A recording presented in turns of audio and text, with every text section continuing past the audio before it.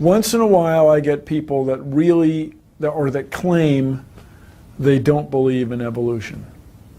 And my response generally is, so why not? Really, why not? You guys believe 20 billion years ago there was a big bang where nothing exploded and produced everything. 4.6 billion years ago the earth cooled down, made a hard rocky crust. It rained on the rocks for millions of years, turned them into soup, and the soup came alive 3 billion years ago. Found somebody to marry, and something to eat, of course, and slowly evolved into everything we see today. There are some lies in our science books. Taught it for 15 years. Even though I'm not teaching it anymore, I still like to study. It's so many neat things to learn. We're going to cover some of that tonight. I'm not against science, I'm not against schools, I'm not against teachers. Because most of them don't know what they believe, you have to tell them. They teach the kids it all started with a big bang 20 billion years ago. What exploded? In a millionth of a millionth of a millionth of a millionth of a millionth of a millionth of a second, it went from a size smaller than an atom to bigger than a galaxy. Whoosh! This is what the textbooks teach. Before the Big Bang, there was nothing, literally nothing, an infinitesimal nugget of space. And then something happened, triggering the most colossal explosion in history. Shame on you. What a shame. Yes, boys and girls, you see, nothing exploded, and here we are. So I asked this professor if I could ask him some questions about the Big Bang. I said, where did all this matter come from? He said, well, we don't know that for sure. I said, well, sir, would you please tell me where the laws came from? The universe is run by laws, gravity, centrifugal force, inertia. Who gave the laws? He said, we don't know that either. I said, sir, could you tell me where the energy came from? You know, it takes energy to make a Big Bang. Who bought the gas to run this machine anyway? He said, we don't know that either. I said, sir, could I ask you another question? He said, sure. What else would you like to know? Else? What do you mean else? You haven't told me nothing yet. One professor was getting kind of upset about this time. He said, Mr. Hovind, there are hundreds of varieties of dogs in the world. He said, do you mean to tell me that you believe all these dogs came from 2 dogs off of Noah's Ark? You expect me to believe that? I said, sir, would you look at what you're teaching your students? You're teaching your students that all the dogs in the world came from a rock. Charles Darwin was disciplined. I mean, he did these extraordinary experiments, this series of experiments. Then they're going to tell the kids, well, we have evidence for this theory. Charlie Darwin stopped off at these islands right there called the Galapagos Islands. Charlie studied the birds very carefully and said, you know what? I think all these birds had a common ancestor. I bet you're right, Charlie. It was a bird. You see 14 kinds of birds, and you conclude that birds and bananas are related. Here are these ancient dinosaur bones or fossils. They tell the kids they have evidence of evolution from fossils. I don't think so. If you find a fossil in the dirt, all you know is it died. You don't know that it had any kids. And you sure don't know that it had different kids. You bring in a bone to the judge. Judge, I found this bone in the dirt. This is the ancestor of all the humans today. They would laugh at you. You don't know that that's the ancestor of anybody. And why on earth would you think a bone in the dirt can do something animals today cannot do? They'll say, boys and girls, you have 2 bones in your wrist, radius and ulna. And boys and girls, look at the whale's flipper carefully. Did you know the whale has 2 bones in his flipper? And they're called the radius and the ulna? Same as ours. Wow. Who named them, teacher? The whale? Think about it. I'm here to tell my people it's time to stop believing bull just because tell you bull with a straight look on their face. Evolution say people came from monkeys. And the question is, why is there still monkeys? Is these the retarded monkeys? They didn't turn into people just yet. Even Stephen Gould admitted the absence of fossil evidence for intermediary stages is a persistent and nagging problem for evolution. See, what's happened, these guys have looked for missing links in the fossil record. They can't find any, and so they say, well, maybe evolution happened so fast it wasn't preserved. Maybe a reptile laid an egg and a bird hatched out. Well, who did that bird marry? It's just really a hard thing.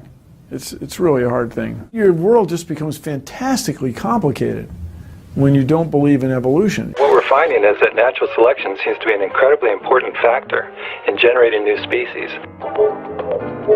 Natural selection, the key evolutionary mechanism Darwin identified.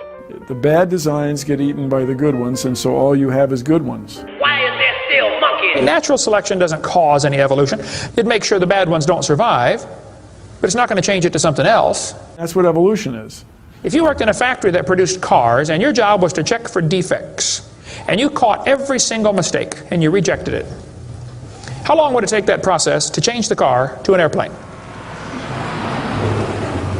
You say it'll never change it. That's my point. The students are taught we have evidence from development. Darwin considered this by far the strongest single class of evidence. This textbook says the human embryo growing in the mother has gills like a fish. Those little folds of skin are not gills. Those little wrinkles under your chin when you're growing up later develop into bones in the ear and glands in the throat. They never have anything to do with breathing. I've seen folks that have 5 or 6 chins and they can't breathe through any of them but the top one. Those are not gill slits. Ernst Haeckel, though, said the turning point in his thinking was when he read Darwin's book. He made huge charts of his posters of his drawings of these embryos and traveled all over Germany and just about by himself converted the Germans to believing in evolution. Haeckel took a drawing of a dog and a human embryo and he changed them to make them look exactly alike. On top are Haeckel's fake drawings, underneath are actual photographs of what he claimed he was drawing a picture of. Now either he's a lousy artist or he's a liar. Well, it turns out he's a liar. He was convicted of fraud by his own university, proven to be a fraud. But guess what? Haeckel's fake drawings are still used in textbooks in your state right now. It's only been proven wrong 125 years ago. I know it takes a while to get textbooks up to date, but that ought to be plenty of time. Adolf Hitler said, "You let me control the textbooks, I'll control the state." Watch this sentence here carefully. Some kid's doing this for homework tonight. Boys and girls, do you think humans are still evolving? Now, what kind of question is that? Doesn't that question assume that evolution has happened? What if a kid doesn't believe in evolution? How's he supposed to do his homework tonight? That question does not teach him how to think critically. That teaches him what to think, not how to think. And when the kid gets done with this course, he's going to think he knows how to think. But he doesn't. He knows how to be told what to think. Brainwashing at taxpayer expense. They want to use my tax dollars to teach that to your kids in our schools. If you want to deny evolution, that's fine. But don't make your kids do it, because we need them. And that's where the problem comes in. Okay? If you want to believe in the Big Bang, just enjoy yourself, but keep your religion at home. The Russian atheist astronomer came to America and spoke at one of the universities, and he said, started off his speech, he said, "Folks, either there is a God or there isn't. Both possibilities are frightening. If there is no God, we're in trouble. But if God made the world, He owns it. That means He makes the rules. You see, if there is a God, we better find out who He is and find out what He wants and do what He says." Malcolm Muggeridge said, "I am convinced the theory of evolution, especially the extent to which it's been applied, will be one of the great jokes in the history books of the future." We too old, we too smart to believe. Don't make sense. You too old to be believing in evolution. It's a joke. And it would be a joke if it weren't for the tragic results. How many kids are taught this thing every day and believe it, and it destroys their faith?